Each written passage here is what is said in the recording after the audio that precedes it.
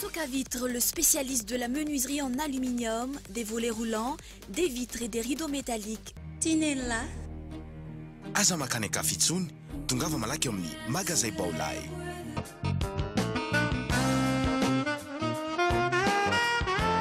Crée ton style avec Tur Sergio. Socavitre, Baolay, Université GSI, bijouterie Tur Sergio, manolotra anao ny vaovao.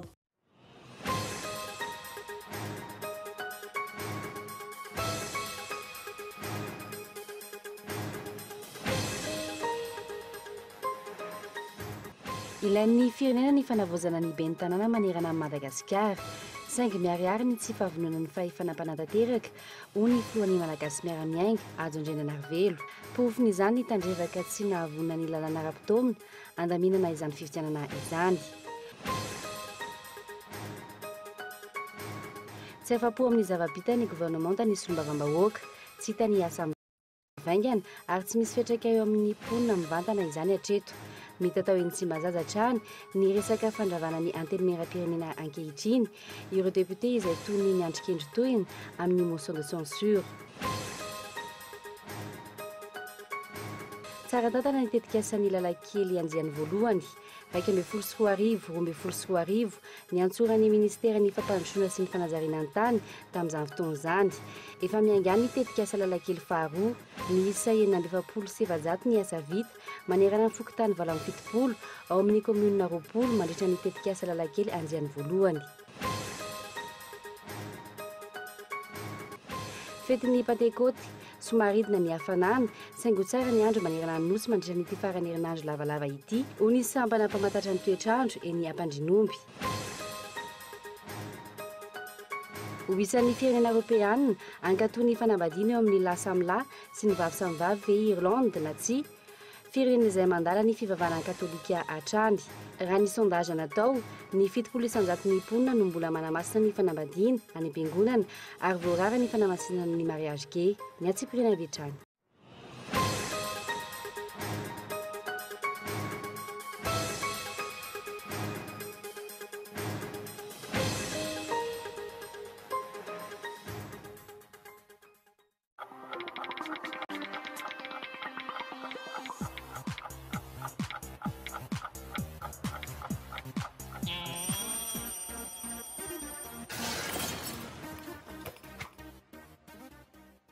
La technologie d'éclairage du TV LED Changgong est la plus avancée du marché. Full HD, ultra fin, ultra complet et design.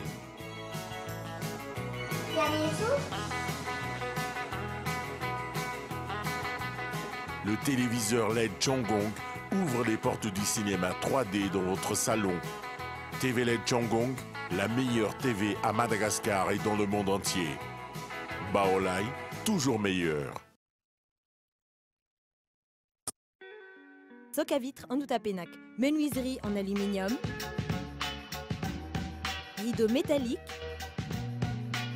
volets roulants, vitres, tôle,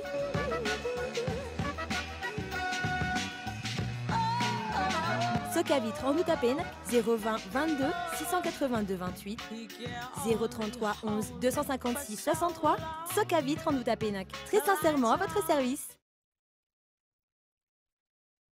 Bon ben je vais partir là. Hein. Ok. C'est bon là? Ouais. Pas de bisous? Non, ça va. Rejoignez Annick Beauté, spécialiste en coloration, coiffure d'événements, tissage, coiffure pour hommes, pack mariage. Oh, pas de bisous? Non, ça ira. Voulez-vous être une femme sublime, attrayante et sûre de vous? Mon secret, Annick Beauté. N'hésitez plus, affirmez votre personnalité chez Annick Beauté. Annick Beauté, notre secret.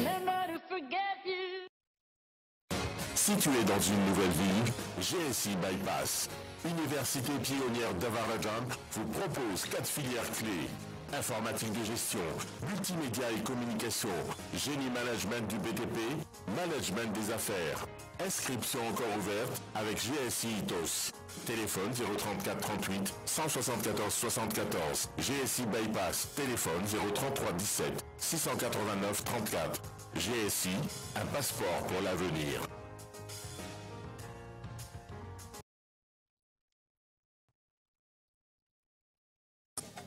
L'EFMET, spécialiste de meubles de maison et de bureaux, vous propose des salons de qualité, des revêtements en cuir de bœuf, en tissu lavable et déhaussable et des produits à des prix compétitifs.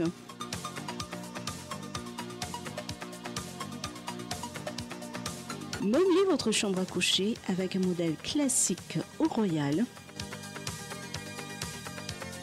Pour la salle à manger, nous proposons des modèles uniques à Madagascar en bois massif, en marbre naturel et en verre trempé. Et aussi un large choix pour le bureau. L'EFMET vous permet une garantie sur tous les meubles, livraison et installation gratuite. Ny azony vanikolaka, ny tanin'andriny ny tsara, ny orinasa Madagascar Evolution Immobilier dia vonona ny mefafapoanao izay mikasa hividy tany, fitsidihana maimaimpoana, mampandrisaina anao amin'ny fikarakarana ny taratasy rehetra. Koa raha mila fanazavana fanampiny ianao dia antsoy azy ny lahazana 033 21 099 06 na ry 034 14 099 06 22 566 54. Madagascar Évolution Immobilier, un avenir sûr, investir, bâtir pour le futur.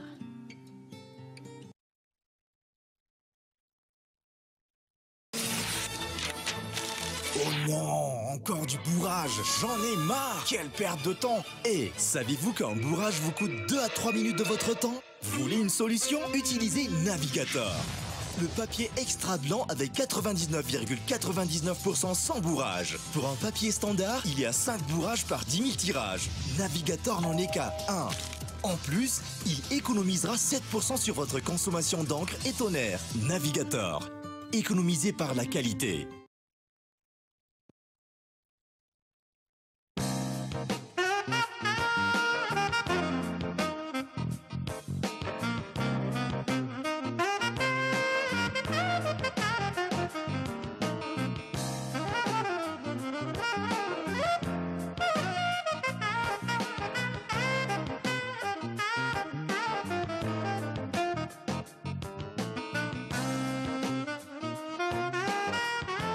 Crée ton style avec Tur Sergio. Sous le haut patronage du président de la République de Madagascar, Radounar Mampian, et dans le cadre de la célébration du 150e anniversaire de l'Union internationale des télécommunications, le ministère des Postes, des Télécommunications et des Nouvelles Technologies a l'honneur de vous convier au Salon des Télécommunications et d'éthique qui se tiendra à l'hôtel de Villane-à-Laquelle ce 22 et 23 mai 2015. Au programme, expositions et conférences autour des télécommunications et d'éthique. Entrée libre.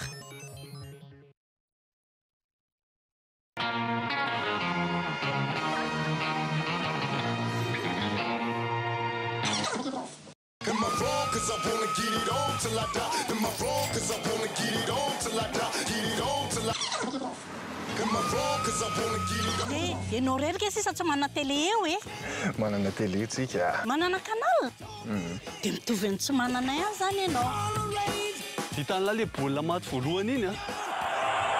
Ilay iny a, sady mbola misy match ara. Kosa e, za jery sérika. Vous n'êtes pas agent, vous êtes clandestin. La télé sans canal, ce n'est pas de la télé.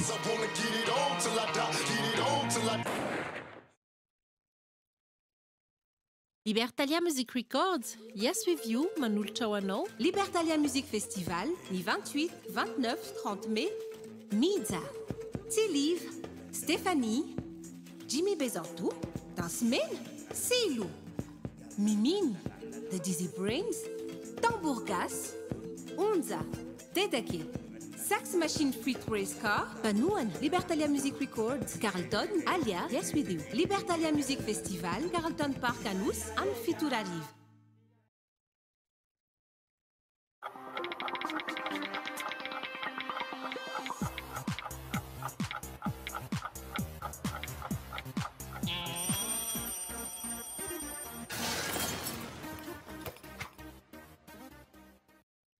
Dia mbola faly mitsitsika ny tokantrano indray tompo kilasy somboko fa avy amin'izao takariva izao tonga soa amin'izao fampahalam-baovany fahita lavitra Gol TV izao manasanao ary anaraka izany hatramin'ny farany sarotra ny nona nisy ny fifidianana mangarara amin'ny faraika amin'ny telopolo ny volana jolay ho avy izao raha nambara ny filohan'ny malagasy miaramiainga androany tsy misy lalana mifeny resaka fampelezan-kevitra fa mbola tsy misy ihany koa ny lalana mikasika ny vola ampiasain'ny antoko politika etsy ankilany mbola namafisy ny tale jeneraly ny samy finina fa tsy efa manoatra izy ireo mahalona ny fahabangany io lalana momba ny famatsiana ny antoko politika io fanadidiny Erniny Rabary.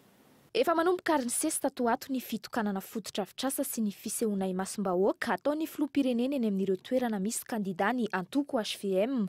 Miaraka amin'izay ihany koa ny fizarana t-shirt misy ny sary famantaran'ity antoko mpanjakana ity. Vaomaly ohatra no nahitana izany tranga izany teny amin'ny kominy ny Sabotsina Mehana. Maro ihany koa ireo toerana mbola nahitana izany androany. Hatreto anefa raha nambara ny senita mbola tsy misy lalana mifehy izay vanim-potoana mialoha ny fampelezan-kevitra izay. Tsy vita nefa lany daty ny senita fa mbola tsy nahavita ny asany ihany koa raha nambara ny filoha nasionaly ny malagasy miaramiainga androany. Zay efa hatrinelana efa niteny hoe efa tsy ara-dalàna rehefa tsy tokony asa tsony io senita io. Mbola manohy ihany moa izy hatramin'izao dia hitantsika tsara zany samy matsapitsika efa ratsy ny fanomanana ny fifidianana ary tsy mifanaraka amin'ny tokony ho izy. Somary gaga ary zay tamin'ny farany teo maheno senita milazany hoe tsy misy ny lalàna mikasika ny pré-campagne fa betsaka ireo zavatra tokony ahitana fitsipika mikasika an'izay pré-campagne zay fa inona zany nataon'io senita io nandritran'izay taona mipetrahany teo zay tsy nanao nitondra volavolan-dalàna na nitondra hevitra tany amin'ny gouvernement hanatsarana an'izany. Ankilan'izay mbola tsy misy ihany koa ny lalàna momba ny famatsim-bola ny antoko politika mbola tsy vonina amin'izany ny eo anivon'ny ministerany atitany raha ny fanazavan'ny sekretera jeneraly nyity ministerany atitany ity. Io lalàna io dia milaza fa mbola tsy misy famerana aloha, mbola misy famerana aloha zany ny atao hoe teti-bola ny antoko politika hiatrehany asa mandavanandro izay ataony.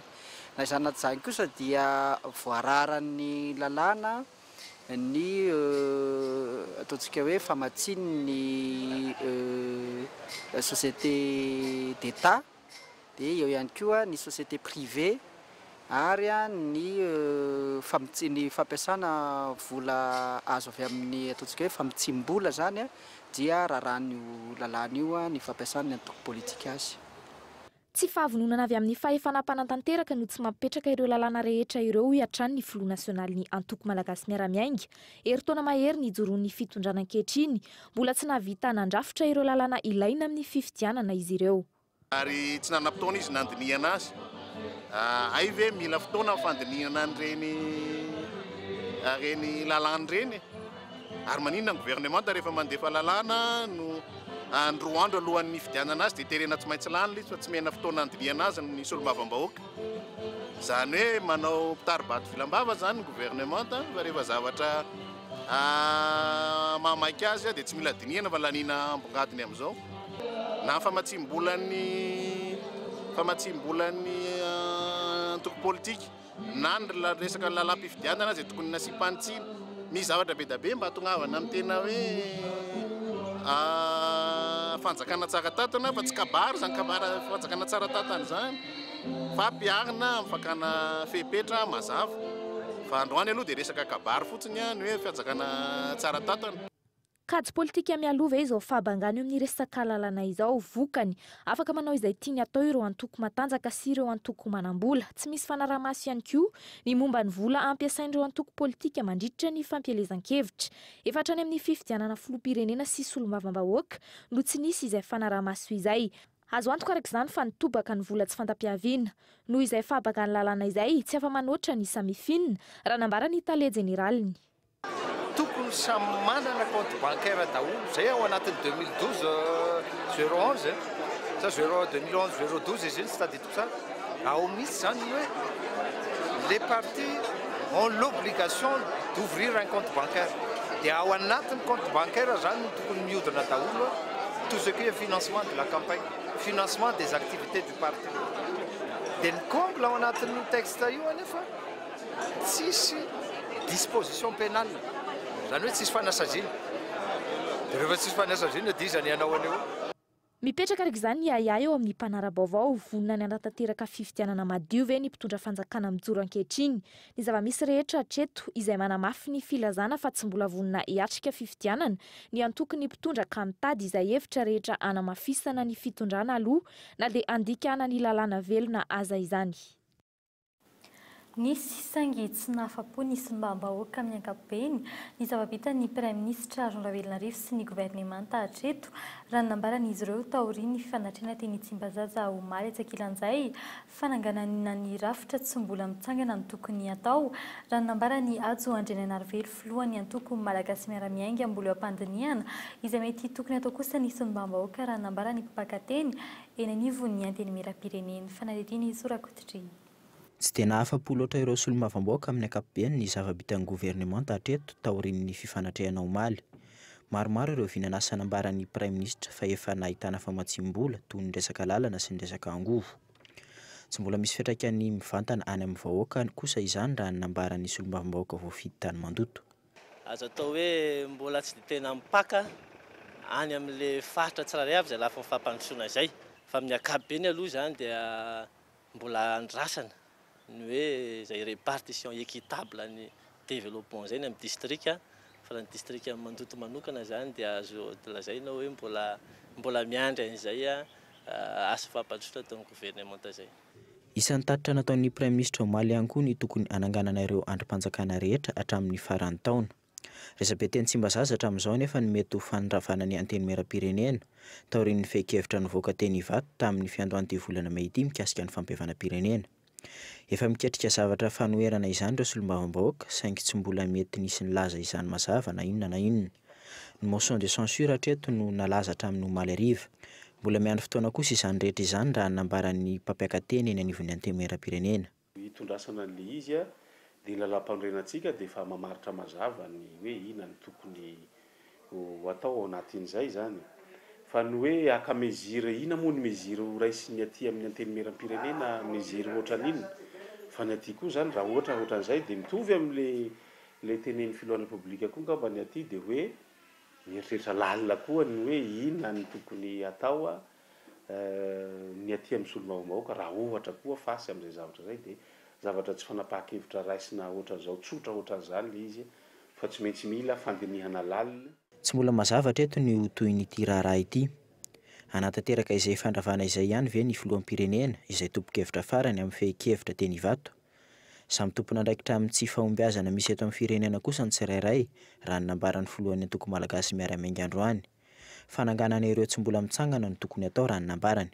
Faniriko dia mba tena nao ny asan'ny mahasolombavambahoaka azy marina zareo hiaro ny tombotsoan'ny vahoaka zany vahoaka zany inge hatramin'ny fianakaviany ary dia vahoaka fa dia izay ny fidianana azy ary anamafy ny androm-panjakana izay misy eo aminy fa tsy hoe isaky ny misy fivoriana akory dia hoe raha vao ny androm-panjakana toy izao fa tsy mety na ny anina ihany tazomina fa mety fa rehefa tsy mandeha ny firenena dia ny androm-panjakana rehetrarehetra zany tsy mandeha. Andrasana hatreto ny mety tohin'ilay voalaza fa fanangonana tsiniana ataon'ireo solombavambahoaka omaly raha tsy haivina naharitra hatramin'ny valora sasany alina ny fihaonan'ny solombavambahoaka sy ny governemanta omaly hariva. Fanankalazaina androany ny faharoapolo taonan'ny FID na ny Fonds d'intervention pour le développement raha tsy haivina efa nanomboka ny taona 3,7 ny FID no nisehatra teo amin'izay asa fampandrosoana izay saingy tamin'ity taona ity voatotosa izay fankalazana ny faharoapolo taonany izay fanamboarana trano fianarana toby-pahasalamana CSP2 sy ny sisa nisehatra teo amin'ny asa fampandrosoana ny mpiarabelona ihany koa ny FID tamin'ny alalan'ny tetika savatsy nankohonana tetika asa fampirisihana ny olona hiasa sy ampianajana ka fianakaviana 10,000 teo eo nanaovana andrana tamin'izany tany Betafy nandritra ity fankalazana ity ihany koa nalorana mari-pakasitrahana Chevalier de l'Ordre National enina ho an'ny mpiara-miasa ao amin'ny FID ordre de mérite ho an'ny mpiasa miisa 12. Tamin'izany ihany koa nalorana taratasy mari-pakasitrahana ho an'ny mpikambana eo amin'ny filankevim-pitantanan'ny FID ka isan'izany Ajo Andriananarivelo tonga nanatrika izany ihany koa ny solitena avy amin'ny primature sy ny sekretera jeneraly ny fiadinan'ny Repoblika tsy hijanona eo fa mbola itony asa raha ny fanazavany tale jeneraly ny FID ary ny andindinika dia nanao karazana boky zay a anehoana reo tsangambato vitan'ny fide na tamin'izay 20 taona ny esan'izay raha ataoko indray milaza le izy dia eo amin'ny foto-drafitrasa 370 eo a sekoly ao anatin'izany misy eo amin'ny 400 eo a ny centre de santé de base misy eo amin'ny 700 mahery eo a misy zava-dehibe anankiray mba tsindriko ihany koa dia navitana plan communaux de développement misy 700 eo moa ny tarehimarika kanefa ny tena zava-dehibe dia ny nahazoana ataoko hoe mametraka ny fototra amin'ny eny fotony mametraka ny fototra eny fotony. Fanotanterahana androany ihany koa tetsy amin'ny Magro Tanjombato ny kongresy ny antoko tiako Madagasikara noraisin'ny filoha teo aloha Marc Ravalomanana ny toeran'ny filoha nasionalin'ny antoko izay nosahan'ny Razoary Mihaja sy lofina tenena teo aloha solotena maro avy amin'ny lavalonynosy no hita fa tonga nanatrika ity kongresy natao androany ity fotoana izay nanehoany ireo tompon'andraikitra enina isahana ny faritany miomana ny iverina eo amin'ny fitondrana araka izany ny antoko ity manantery ny filoha nasionalin'ity antoko ity fa izy ihany koa no hitantana ny orinasa Tico amin'ny fotoana izay isokafan'izany fanampanazavana.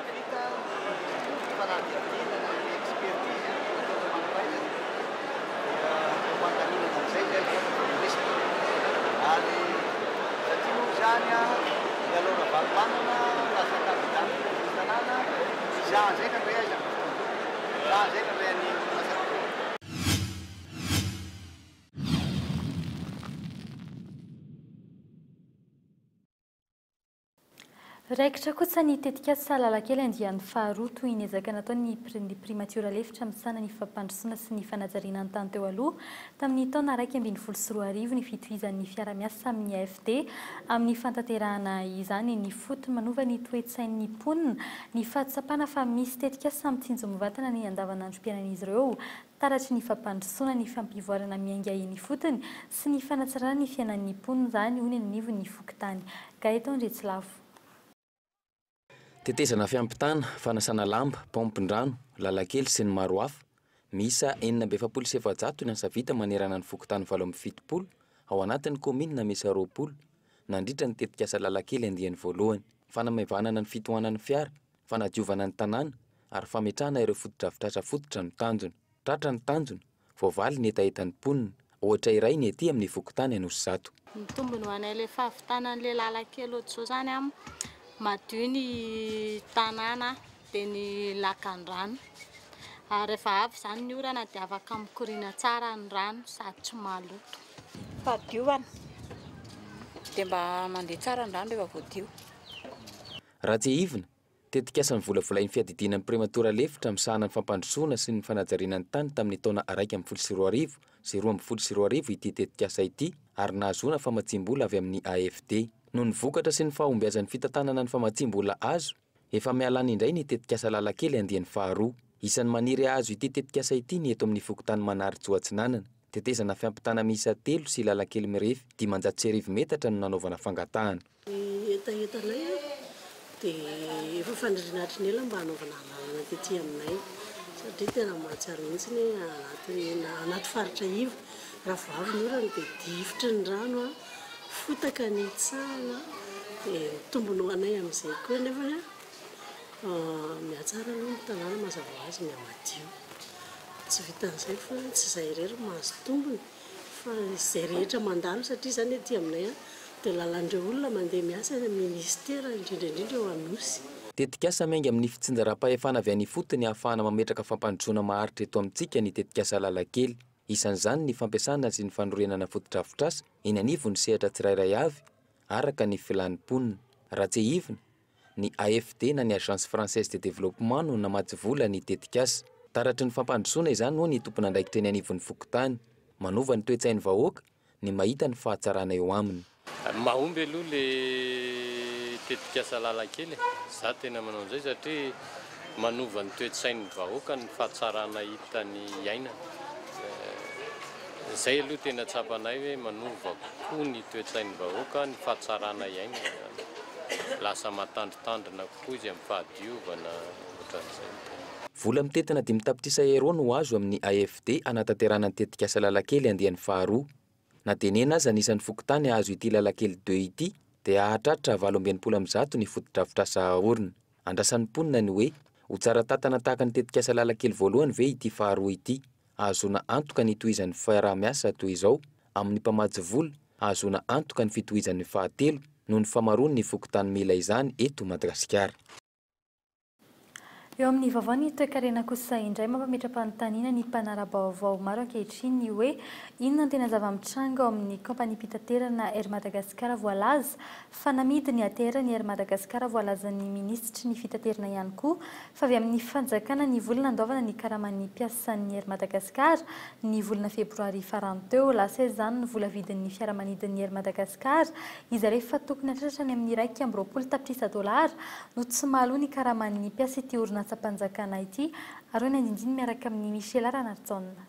Ny fanjakana no mitady ny vola andoavana ny karamam-piasan'ny Air Madagasikara hoy ny ministry ny fitaterana tamin'ny herinandro lasiny. Mondial sy ny FMI hoe tsy azo atao tsony eny ny subvention tsy nieno an'izany ny ministera satria mamelona fianakaviana maro ny Armady fiandriana pirenena io araka ny voalaza ombienombieny fierté nationale io ka tsy azo ny ministera atao mihitsy no mamela azy ho bankrovitra moa fiteny azy hoe ho fahity. Tsy mahaloa ny karamam-piasa intsony ve izany eo anivon'ny kompania. Tsy mbola tonga ao amin'ny kitapom-bolan'ny Air Madagasikara ve izany ny vidin'ireo fiaramanidina ATR miisa 3 voalaza fa naverina namidy tamin'ny Elix 77 Limited. Rehefa namidin'ny ireo izay namarotra azy dia namidiny amin'ny vidiny 13 millions de dollars. Rehefa avy eo io vola io ny verenany nofaina indray le ATR anankitelo izay efa ny Air Madagasikara. Ny vidiny anankiroa le 72 500 dia nofaina 95 000 $. Vidy le ATR 42 500 nofaina 85 000 $. Ary ny vidy le ATR 60 niofany, azafady niofany dia le ATR 72 600 498 000 $ isan'isany. Ankehitriny nefany izany ATR 72 600 le vao nofaina azo ny Air Madagasikara ao tsy mahazaka mihoatra akory no le ATR 72 500 nefany niofany avy roa eny mihoatra le ATR 72. Tahaka izany ny vola mihodina ao amin'ny kompania mpitaterana Air Madagasikara. Raha ny lojika tokony hanambola izany ny Air Madagasikara noho ny fivarotany ireo ATR efa fanana ny kompania ireo. Ireo ATR 72 600 vaovao raha teo fantatra fa tsy avy hatrany dia vidiana vola fa mbola hofaina mandra-pahalohany vidiny izany hoe tsy nahamoana bolongambola be avy hatrany. Maro loatra ny ministera ara-bola eo anivon'ity kompania nasionaly ity ka mahatonga ny ihany ny syndicat mpiasa sy ny mpanara-baovao amin'ny fisian'ny fanodikodonam-bola avo lenta eo anivon'ny kompania tsy vaovao raha teo ny fandrenesana izany. Olo amin'izay vaovao ny fitateran'izay hatrany fa eo amin'ny zotra an-tanety kosa indray mitaraina ny mpitatitra amin'ny zotra nasionaly miazo ny tapany atsimon'ny nosy vokatry ny faratsy ny lalana ny amin'ny lalam-pirenena izy ireo izay isan'ny mandovo vola be indrindra amin'ny fera ho fikojakojana ny lalana ankilany tsisy intsony ny gaboraraka sy ny fisandoana ary ny fahaverezanentana eny amin'ny fasan'ny karana manomboka izao toeram-piantsonana filamatra amin'ny filaminana ny tanjona ho ny tompon'andraikitra eto Andretsilavo. Fanadiovana faobe aty amin'ny fasan'ny karana, fizarana bady sa sisile ho an'ireo rehetra mitady vola eto an-toerana, fahaverezanentana, entana sandoka, mpangaro paosy, manomboka androany, arahy maso avokoa ny fihetsika rehetra ataon'ireo mpitady vola eto an-toerana, miainga hatrany amin'ny bata entana, mpanera, mpivarotra mandehandeha, hatrany amin'ny mpitondra taksi. Dia rehefa tonga le olona ka misy manao réclamation dia teto izy ka taksi dia misy boky be misy sarina rehetrarehetra ato. Dia saina mamatika fotsiny izy na tsy tadidiny raha le numéro le taksi dia mijery boky be izy dia mahafantatra ana dia ranony ity dia afaka rany izy dia mba en sécurité zany ny mpandeha amin'izay fotoana izay. Dia ho an'le te hiditra indray zany raha tsy efa voasokajy tsara izy hoe manana certificat de résidence dia manana fotoana karapanondro dia mba hita tsara izy hoe amin'ny ara-dalàna zany ny andraisantsika azy ao anatin'le dokera membre dokera. Ny mpitandro filaminana eto an-toerana no anampy ireo tompon'andraikitra amin'ny fanaraha-maso ireo badisa sy gilet ireo. Horoahana avy hatrany hivoaka ny faritra ireo izay tsy manara-dalàna. ny tsy fanaovana batsy teny tonga dia mazava ho azy hoe avoaka le olona raha ohatra ka misy fahabangana raha ohatra izy manao batsy nefa tsy manao an'le gilet dia soe avoaka izy tsy anao fandrarana atao anatin'ity topetsony ity na manao gilet fotsika tsy manao batsy dia avoaka raha ohatra ka tena misy zany tena tsy fanaovana andreo zavatra roa reo dia mazava ho azy fa tena tsy an'iray na anao aza fandrarana zany izy ato. Ankoatr'izay mitaraina vokatry ny faratsy ny lalana ireo mpitatitra eo amin'ny fasan'ny karana ankehitriny ohatra amin'izany ny eo anelanelana Ambohimaso sy Fianaratsoa mialohany hiditra ny Miandrivazo ary mialohany hiditra ny Farafangana amin'ny ankapobeny fiara miisa 20 isan'andro no miainga eto amin'ny fasan'ny karana miparitaka manerana ny tapany atsimon'ny nosy mandany lasantsy na gazoaly 90 litatra hatramin'ny 50 litatra isan'andro ny fiara iray izany hoe 207 hatramin'ny 7 litatra isan'andro raha ny fanazavana azy ovy amin'ny tompona andraikitra eo anivon'ny fer na ny fond d'entretien routière 720 ariary isaky ny litatry ny gazoaly ary 720 ariary isaky ny lasantsy 1 litatra vidiny eny amin'ny tompon-dasantsy no arotsaka ho fikojakojana ny lalana izany hoe araka ny kajy tsotsotra mampiditra 707 sy 1,9 ariary hatramin'ny 9,7 ariary isan'andro raha gazoaly 9,7 ariary hatramin'ny 4,9 ariary kosa raha lasantsy. Lafomba tanteraka kosa indray sambo iray nitatitra olona saky ondrana antsokosoko any amin'ny nosy Mayotte no rendrika tao nosy be ny alarobia maraina tokony ho tamin'ny 5 ora farany teo. Tsy voalohany izao tranga izao raha ny fitantaran'ny olona any an-toerana izay ahitana sambo miampita tahaka izao avy eo nosy be fa ity no miteraka loza namoizana ain'olona tetikady vaovao andefasana olona nitsokosoko any amin'ny firenena miady ny fandalovana any Komora ny vaovao voaray fanadiny Gaeton Retsilafo. Raha ny loharano vaovao azo olona misy 20 ny tao anatin'ity sambo ity teratany malagasy avokoa tsy mbola fantatra treto ny antony naharendrika ity sambo ity araka ny tselitsofina mizara roa izany andaniny ao ny milaza fa vokatry ny amaroan'ny olona tao anatiny tsy nahazaka ny sambo ka izao rendrika izao ankilany misy milaza fa simba tena fivoandrano ilay sambo ka izany no tena nahatonga ny loza araka ny loharano vaovao ihany vokatr'izay olona 7 no namony ainy zaza 4 renim-pianakaviana 4 ary lehilahy iray avotra kosa ny 8 tamin'izy ireo ary mbola karohina ny 3 ambiny raha ny loharano vaovao azo hatrany tsy nisy nanao gilet de sauvetage avokoa ireo rehetra nandeha tamin'ity sambo ity fotoana fohy monja tao aoriany naharendrika ny sambo araka izany namoy aina avokoa ireo olona 7 ireo raha tsy ivina 400 kilometatra mialan'ny nosy be no misy an'ny Mayotte ary 2 ariary ny isan'andalana makany tsy voavoalohany nahitana sambo miampita tahaka izao avy an'ny nosy be itidry seho ny alarobia maraina teo ity no niteraka loza namoizana ain'olona maro indrindra araka ny vaovao farany ilay mpanamory sy mpanampy azy ireo lahy ireo olona 3 tsy hita ireo tsy vaozao ihany koa no nahenonany hoe ataony olona fiampitana ny Komoro andefasana olona nitsokosoko hiasa amin'ireo firenena miady izany hoe miainga avy eto Madagasikara makany Komoro izay vao miazo an'ny Libia na Syria sy ny maro hafa ny taona 2012 lasa teo pasiporo sandoka miisa 570 no saron'ny mpitandro filaminana ho an'ny Komoro avokoa ny 30 tamin'ireo mampametra-panontaniana ny tranga tahaka izao tsy ampitsony ny fanaraha-maso ny sistany na ho an'izay miditra na mivoaka ny Madagasikara. Vaovao mafaly ho an'ireo izay mihefitra ny ankalaza sy festivalan'ny tokantrano amin'ity farany herinandro ny Pentecosta ity ho tsara ny andro manerana ny nosy mandritry ny fankalazana ny Pentecosta raha ny vaovao avy anivo ny sampana mpamatatra ny toetry ny andro etsakila ny maro ny olona ny misafidy ny voaka kely ala amin'ny mahazatra fanadiny toan'ny Renjatovo. Na tsy dia maresaka loatra noho ny fety hafa mandritra ny taona aza ny Pentecote maro no manao fandaharam-potoana hivoaka ny renivohitra amin'ity farany herinandro ity Mahajanga, Thomas na Rentsirabe ireo ny toerana be mpisafidy indrindra hitsangatsanganana ny alahady sy ny alatsinainy izao. Mazanga aza mba mahafinaritra ny fialamboly any dia aleo mandeha voaka mihitsy rehefa samy voaka ihany. Satria any ny ray aman-dreny dia mba zay zany mba ohatra ny hoe mba mamangy fianakaviana zay zany mba tiako zany ny mamangy ray aman-dreny satria ianao efa faleo an'ilay fiainana mirotoroto be dia aleo indray mba maka rivodrivotra any ambanivohitra. Na dia somary angatsiaka aza ho tsara ny andro amin'ny ankapobeny manerana ny nosy hoy ny meteo eny Ampandrinomby. Ny tsiodrivotra no somary iova amin'ny mahazatra raha ny fanazavany ny teknisiana. Toetrandro aloha ho maina tanteraka ny toetrandro afa-tsy ny ilana tsinana nosy zany ny morotsiraka zany no ahitana orana malefaka miatoato mandritra ny tontolo andro ny Pentecôte sy ny alatsinainy Pentecôte. Ny ankoatr'izay dia maina tanteraka. Angamba ny tianay amafisina sy mafimafy ny tsokon-drivotra saika manerana ny nosy mihitsy indrindrandrindra zao morontsiraka raha tia andrenivohitra zao tsika mahatratratra any amin'ny 10 hatramin'ny 20 metatra isa-tsekondra zao fitsokon-drivotra mety misy tafiotra kely zany ndraindray. Ny rivotra ihany zany no tandremana tsara fa raha ny resaka orana tsisy atahorana zany mikasika an'izay. Tsy mbola tafiditra tanteraka anatin'ny ririnina isika amin'izao fotoana izao, manodidina ny 20 degré hatramin'ny 30 degré ny maripana amin'ireo morontsiraka ary 13 hatramin'ny 20 kosa izany eto Antananarivo. Amin'ny fiandohan'ny volana Jona vao tena anomboka ny erika matevina.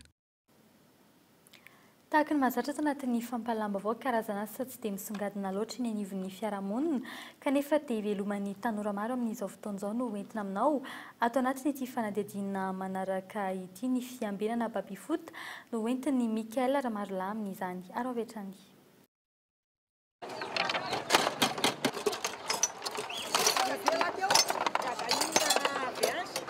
Jeton, io no anaram-bositra omendreo mpilalao baby foot any Randrianjakaniana Willy eo am-piafilo i Jeton miasa isan'andro alatsinainy hatramin'ny asabotsy. Ity no tena asa fivelomany. Ety ampanaovana baby sisa ny tena miasa ny vola madinika saingy atao Jeton izany eto fa tsy sara ny milalao akory.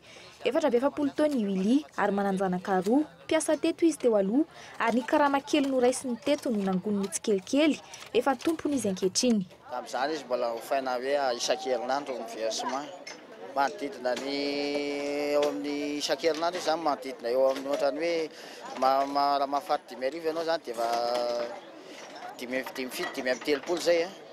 Dia raha ohatra zany ohatra izay izy dia anao ny ambin'izay zavatra zay. Ohatra hoe mahazo ianao zany 3,000, mahazo ianao 2,000 ny amboniny kely eo. Ny vola 20 ariary no miasa mampivoaka ireo baolina lalaovineto ho an'ireo mpilalao mahalany 200 ariary hatramin'ny 500 ariary izy ireo atao Jeton. Ao kosa no mampiady vola amin'izy ireny. Ny fananana fotoana malalaka no antony isafidianan'ireo mpilalao ny baby foot. Mahafinaritra anahy fotsiny, mahafinaritra anahy felam-boly. Dia isaka ny tolakandro dia milalao foana. Manomana 20 ariary hatramin'ny 50 na 80 isan'andro i Randrianjakaniana Willy mba hanomezana madinika ireo mpilalao 5 taona izay Jeton no efa tompon'ity toerana ity. Ho azy tsy misy ny asa ratsy fa ny fanajana izany no tokony apetraka ao an-doha. Dia tsisy afa-tsy ny fanatsaran-javatra aloha zany ny zavatra tokony atao voalohany indrindra dia fikolokoloana zavatra izay satria ny asa tsisy asa ratsy fa ny fanajana azy ny zava-dehibe. Vao misy na ny fianaran'ny ankizy rehefa voailika ny tena fa tsy mba hoe mangataka hoe anina miloatra amin'ny olona fa maro ilay tena dia izay dia efa ampy aloha izay. Amiko aloha tsy haiko ny ankoatran'izay. So hita amin'ny masina zao aloha mbola velona mihitsy. 10,000 ariary hatramin'ny 7,000 ariary no vola miditra amin'ity asa ity isan'andro rehefa fotoam-pialan-tsasatra avy roeny izany. Tahaka ny ankamaroany asa tena rehetra eto amintsika nefa tsy misy azo antenaina amin'ny fisotrondronoa ny vola azo eto na dia mahavita ny anina isan'andro aza. Eo amin'ny vaovao ny kolontsaina kosa indray vahintsika amin'ny tian'io ity Andrenirina Jean Bosco tompony andraikitra avy eo amin'ny Volcan Prod miarabanao tonga sao eto amin'ny fampalam-baovao. Miarabanao ny any dia miaraban'ny ekipa rehetra atao amin'ny Kolo TV ihany koa. Misy moa ny ezy dia karakarainareo amin'ny alatsinainy ny Pentecosta ho avy zao amin'ny ANSA Peflo. Izy avy ny artista Andray Anjara amin'izy io inona koa ny ampiavaka anetsika satria maro be ireo hetsika izay hisy amin'ny alatsinainy Pentecosta io. Misaotra betsaka ny andro amin'ny fanontaniana. Ny hetsika izay ataon'ny Volcan Prod dia hetsika fampisehoana original hafa loko. Izany hoe ao anatin'io fampisehoana original hafa loko io misy ny hetsika marobe iarahan'ny artista marobe. Izany hoe misy artista enina anisan'izany Jerry Marcos, Big MG, Damama, Adrien Kilalaka, Jazz MMC. Mbola misy izay tsy voatanisako fa tiako hanazavana an'izy fotsiny angamba ny mahafa loko an'izy dia ao zany ny dihy isan-karazany ao ny Kawitry, ao ny Kilalaka, ao ny Guetta, ary ao ihany koa ny dihy tanora iarahantsika amin'ny Gogara. Amin'ny firy ny anomboka io hetsika io dia tahaka ny ahoana ny vidim-pidirana? Ny hetsika dia anomboka amin'ny 10 ora maraina. Ny vidim-pidirana atao mirary dia mirary amin'ireo artista marobe ireo 3,000 ariary monja fa amin'ny 7 ora dia efa misokatra amin'ny vavahady ary amin'ny valo zany ianao na alohan'izay ary ianao tonga eny dia efa misy tapakila eny fa ny tapakila tsy mivoaka alohan'ny fampisehoana fa amin'ny andro ny fampisehoana vao mivoaka ny tapakila. Fa ny tanàna farany ary ho an'ny mpijery fanentanana farany ho antsika mpijery manasa antsika rehetra ary ho tonga maro amin'io fampisehoana original hafa loko io a fa tena original hafa loko tokoa satria ao daholo ny dia isan-karazany a ho antsika rehetra izay tsangatsangana ihany koa ao koa ny sakafo ao ny zava-pisotro isan-karazany a fialamboly feno dia feno zany ny atolotry ny volcan pro dia amin'ny fotoana io fa dia manetsa antsika tonga maro be. Mbola eo amin'izay etsika ara-kolontsain'izay hatrano ny izatsika ny famparalambo avao efa vonona ny anandratra ny gadona samihafa amin'ny festival de musique Libertalia fahavalo amby roapolo hatramin'ny fahatelopolo ny volana May avy izao ny artista malagasy miisa 12 artista izay fandimby mandritry ny 3 andro amin'ny festival de musique Libertalia io. Anomboka amin'ny 7 hariva ny fampisehoana ary mifarana amin'ny 10 sasany mandritry ny ireo 3 andro ireo toy ny isan-taona misy ny mampiavaka azy ihany koa ity andiany ity arao ny fanampanan-javana. Tanjona zany hoe partage le izy na ho an'ny artiste efa eo na ho an'ny artiste te handray anjara koa manaraka na ho an'ny professionnel c'est ho avy eo. Ny zavatra vaovao amin'ity taona ity zany a eo amin'ny resaka organisation dia tsy hoe billet ohatra mahazatra no varotana fa bracelet zany hoe misy loko samihafa zany ny isan'andro 3000 ariary ny isan'andro ny 3000 ariary ny vidim-pidirana zany isaky ny soirée. Raha ohatra ianao ho avy amin'ny lakamisy dia orange ny lokon'ny bracelet anao. Raha ohatra ka anao zoma dia mangamanga ny bracelet dia raha anao sabotsy dia hijery sabotsy zany dia menamena ny bracelet. Raha ohatra dia hijery an'izy telo nefa no sady mipetrapetraka zany afaka mividy ny ticket VIP izay 50 000 ariary ny 3 soirées amin'izay fotoan'izay. Event project tetika sa hoentin'ny raisy ny DJC amin'ny filaizana ara-panasy ara-nofo fa tsy fantohana fotsiny amin'ny seho sy fampisehoana. Tanjona hoentin'ny DJC sy ny antoko-pihira ary tarika amin'ny aladiny Pentecosta ho avy izao amin'ny 4 hariva izay maimaim-poana moa ny hetsika fiderana sy fiankofana seho ara-pilazantsara hoentina ankalazana ny fetin'ny Pentecosta eny amin'ny lapan'ny fanatanjahantena sy ny kolontsaina Mahamasina. Ankoatry ny fitsidiam-paritra izay nanomboka tany Antsirabe sy Fianarantsoa misy ny famoahana rakikira amin'ny ity taona ity. Arao ny fanampanazavana mikasika izay.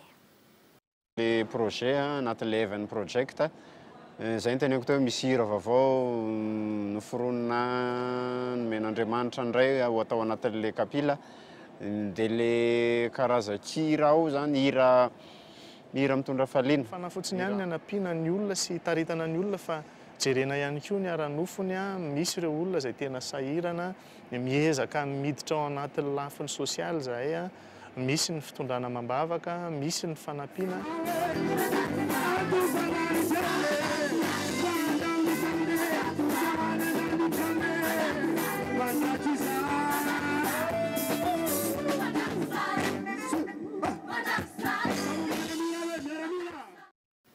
Maresaka avy any ivelany kosa indreo isan'ny firenena Europeana ankatoa ny fanambadiana eo amin'ny lasamlasy sy ny vavy samy vavy ve Irlande sa tsy firenena izay mandala ny fivavahana katolika hatramin'izay raha ny fanadina izay natao ny fitopolo isan-jaton'ny mponina no mbola manamasina ny fanambadiana any am-piangonana ary voarara ny fanamasinana izay fanambadiana eo amin'ny lasamlana ny vavy samy vavy izay fanadina eo amin'ny sarin'ny France 24.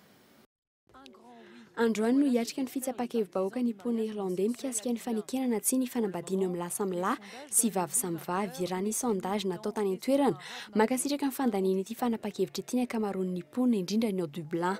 Raha mitarika ny eny Irlande ny firenena Europeana faha 12 nakatao ny fanambadiana eo amin'ny lasamlahy sy vavy samy vavy. Irlande izay firenena nivoatra hatrany tao anatin'ny 20 taona raha teo ambany fiahin'ny fiangonana katolika hatray no nahalalana azy ary mbola matanjaka izany any toerana. Ny fitopolo isan-jaton'ny mpanambady mbola manamasina fanambadiana any am-piangonana. Mbola voararana lalàna ihany koa hatramin'ny taona 2024 ity ny manamasina izany any am-piangonana. Nambaran'ny mponina tamin'izany fa antony anaovana ity safidy ity ny sy ny fahalala-tsaina eo amin'ny tsirairay ary anentanan'ny mponina irlandais hiatrika amin'ny fifidianana. Hatramarina teo tazana teny amin'ny sisiny arabe rehetra teny ny mpanoana ny mariage gay mitondra sora-baventy anentana ny mpifidy ankatoy izany.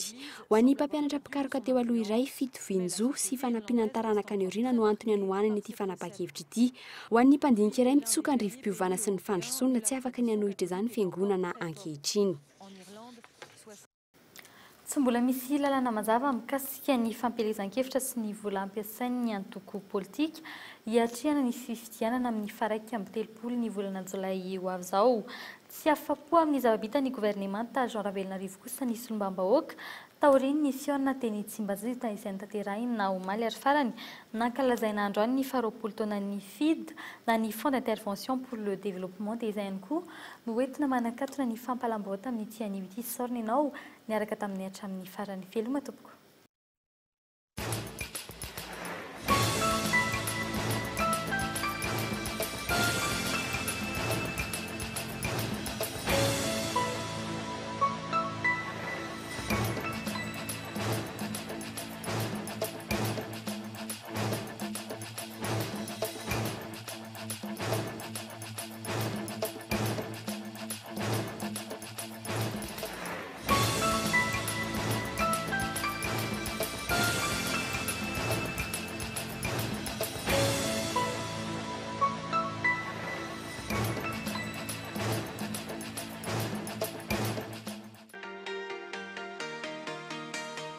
Vitre, le spécialiste de la menuiserie en aluminium, des volets roulants, des vitres et des rideaux métalliques. Tinella.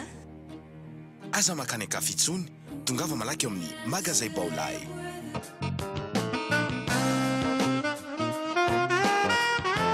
Crédensile avec Tur Sergio. Ny fampalalam-bavao ny rahanao tamin'ny Soka Vitre, Baolay, bijouterie Tur Sergio.